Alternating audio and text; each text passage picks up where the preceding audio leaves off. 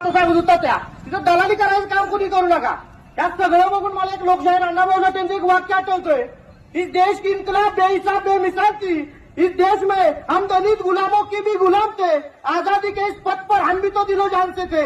आजादी के इस पथ पर हम भी तो दिलो जान से थे. गोरे अंग्रेज चले गए, काले अंग्रेज अभी बाकी है. ये आजादी झूठी है, देश की जनता भूखी है. लोकशाहीर अण्णाभाऊसाठी तेव्हा सांगून गेलेत आम्हाला, बाबा या देशाचे गोरे अंग्रेज होते ते निघून गेलेत, पण माझ्यावरचे जे काळे अंग्रेज आहे, जे जातीवाद आहे, ते आमच्या अन्याय अत्याचार करतायत, ते कधी जाणार आहे? त्यासाठी आम्हाला प्रशासनाला विचारायचं आहे, बाबा तुम्ही त्यांचा बंदोबस्त करा. आम्ही बी त्या फकीराच्या औलाद आहे. तुम्हाला आम्ही तर सांगायला आलो, तुम्ही दलालीचं कुणीही काम करू नका, काय गुन्हा दाखल करायची करा. फक्त दलालीचं कुठल्याही पोलीस स्टेशनमध्ये जर झालं तर त्या साहेबाला निलंबित करण्याचं काम इतकं बुडवलं, एवढं सांगायला इथं आलोय.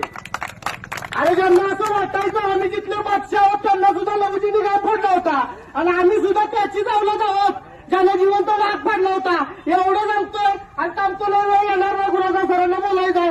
फक्त प्रशासनानं आमच्या लोकांची योग्य ती भूमिका घ्या. आज कोण असेल त्यांनी योग्य ती भूमिका घ्यायला सांगायला आलोय. एवढंच बोलतो, थांबतो. जय हिंद.